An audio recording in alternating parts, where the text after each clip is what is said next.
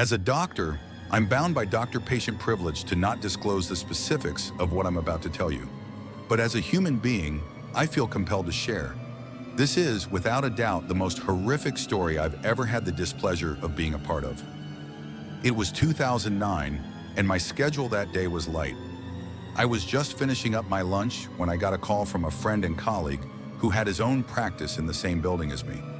Sometimes we would send work each other's way when we knew the other could use it. I was a bit elated at the prospect of him calling me because I had just been going over my books and stressing a bit. "Are you busy right now? I'd like to send someone up to you," he said. "No, my afternoon is barren." "What are the details?" "It's a walk-in. From the look of it, an eating disorder. Her mother is concerned." Eating disorder. Those can be unpleasant.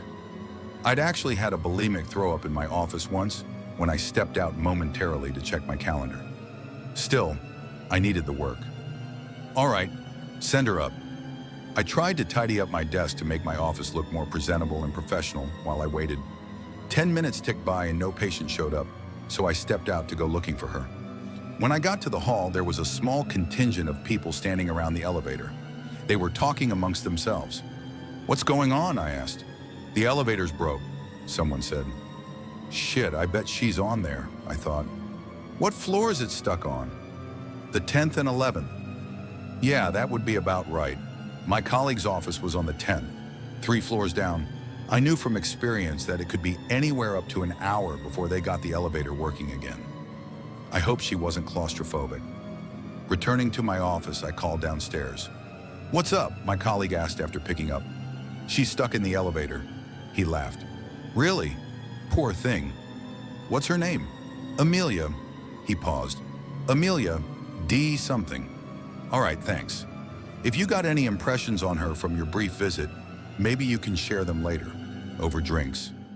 "Sure, Don't tell me. I want to form my own opinion first." "Okay." True to form, an hour and 10 minutes later, I heard a loud cheer from the hallway, indicating the elevator had started working again. I should go make sure she's all right, I thought to myself, and went out to join the throng of people standing around in the hallway. There were a lot more people by then, and I couldn't make my way to the elevator doors or even see them from where I was. But I could hear it when the elevator dinged, indicating it was stopping on our floor, and the rolling mechanical sound of the doors opening. There was a loud gasp from the crowd of people, followed by a lot of jabbering. "Holy shit!" someone said quite loudly. People started hustling away from the elevator, shoving past me. I struggled against the tide and made my way to where a number of people were standing around, staring into the elevator cab. As I approached, I could smell the stench. It was like stumbling into the apartment of a recluse who hadn't come out or bathed for years. It rolled like a wave out of the elevator and cascaded over everyone in the hallway. A young man in a business suit who looked dressed for an interview was covering his mouth and nose with a handkerchief. I skirted around him to see into the elevator. The woman in the elevator was not at all what I was expecting. Massively obese, she looked like she weighed somewhere around 500 to 600 pounds. Her face was so puffed up, her eyes were barely visible, just 2 dark dots above her cheeks. She had frizzed out brown hair that still had curlers in it. The notion that I was smelling a recluse seemed all the more plausible at the sight of her. Her mouth was covered with what looked like greasy barbecue sauce. There was even some sort of gristle at the corners of her lips. There was more of it all over her hands and wiped down the front of her shirt. It looked like she had come straight from an all-you-can-eat rib buffet. Clenched tightly in one of her hands was a big black trash bag that sagged full of something that seemed to slosh around inside it. The smell coming out of it was nauseating. The woman stepped out of the elevator, her eyes and nose runny with tears and mucus. I stepped forward while everyone else backed away, horrified. "Amelia," I asked her. She looked at me through her beady little piggy eyes, her cheeks covered with that vile red gunk and streaking with tears, and opened her mouth. For about 3 seconds, I had the horrible notion that she was going to vomit an entire barbecue on me. I was hungry," she stuttered with a thick southern accent. The young man in the suit heaved involuntarily at the smell of her breath and then strode away, trying to maintain his demeanor. "That's okay," I said, reaching out to help her. "Do you want to talk about it in my office?"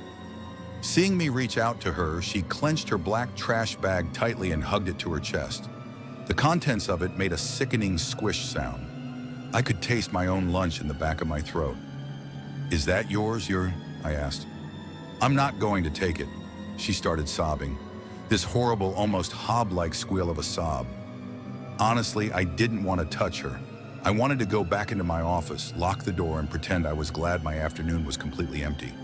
The smell wafting off her and off that bag of spoils was going to be permeating every crevice of my office for days. I just knew it. Still, this was a human being that had come seeking my help, and I was not about to turn her away. "My office is right down the hall. Why don't you come with me?" I started walking. In my head, I said, if she doesn't come with me, fuck it. She can go back to her apartment that's probably filled with roaches and feces and who knows what other ungodly things, and I'll find someone else to help. But she followed me, lumbering on legs that stretched the limits of the sweatpants she had on. I held the door open for her and she waddled in, kneading the contents of that trash bag in her thick sausage fingers, making it belch and splurge. She stopped and just stood there in the middle of my office. "The elevator got stuck," she mumbled. "Yes, I'm sorry about that. I hope you were all right. Thank goodness you brought something to eat, yes?" She started crying again, squeezing her trash bag, and I was afraid it was going to explode and leave God knows what all over my office floor. She nodded as her face turned red and tears poured out of seemingly every pore of her head. I went and got her a box of tissues and handed her a couple. She tried to take them while still holding onto the bag with both hands. "Would you like me to hold that?" I offered, praying she'd say no. She shook her head. "What do you have in there?" I finally decided to ask. She huffed and snorted, trying to inhale all the fluid back into her face. Using one of the tissues, she mopped her eyes and mouth, getting blotchy red smears all over the place. Leftovers, she stuttered. Then her chest started heaving, and she threw her head back and started bawling again. Her face was like a fountain. She was so utterly miserable, and I really started to feel bad for her. "Look," I said, "getting stuck in that elevator was obviously pretty traumatic." Her wailing hit a crescendo. "So why don't we postpone things until you've calmed down a bit?" She struggled through her sobbing. You want to meet with me?" "Well, yeah, but not today. Why don't you go home and try to relax? I don't think you're in the right frame of mind right now to talk, but I want to help you, so let's schedule an appointment for later this week. How does that sound?" I walked back to my desk and got out one of my cards. Her mouth was quivering and she looked ready to collapse into a pile of screaming phlegm, but she was calming down a bit, just nodding more than anything, and she took my card with the same sticky fingers, holding several drippy tissues. Thank you," she said quietly. I couldn't read her face at all. Her features were so red and swollen and wet that she seemed almost blank and expressionless. "Do you want me to escort you down to the lobby?" I asked. "In case something happens with the elevator again? It should be all right, but I don't want you to be nervous." She shook her head. "That don't seem like a good idea." "Okay." And with that, she turned around and waddled out of my office slowly, sobbing slightly every now and then. With her went that sloshy black trash bag, and with them both went that putrid aroma of filth and squalor. I literally breathed a sigh of relief as I heard the door click shut. She never called me back. It was a week later that I finally got around to having drinks with my colleague from downstairs. We were relaxing, having a couple beers, and I suddenly remembered her. "Oh, thanks, by the way," I said. "For what?" "For Amelia." "Who?" "Amelia. Eating disorder? Last week you sent her up to me, remember?" "Oh, right," he sipped his beer. "The one who got stuck in the elevator. How did that go?" "She was a wreck," I said, sobbing and practically hysterical. "I talked her into rescheduling, but she hasn't called me to make an appointment." "Did you talk to her mother?" "No, I didn't get any information from her. I gave her my card." "What did you think?" he asked. "Classic food dependency," I said. "Definitely a binge eater." Her face was just all, "No, not the mother. I mean Amelia." "What?" "What did you think of Amelia?" he said again. "I'm telling you what I thought." "Amelia, the scrawny 12-year-old girl, you think is a binge eater?" "What?" No, that's not... And then it hit me. Was her mother with her? Yeah, I sent them both up to you. They were in the elevator together? He looked at me and the same dawning realization came over his own face. Needless to say, she never rescheduled. Amelia D. something.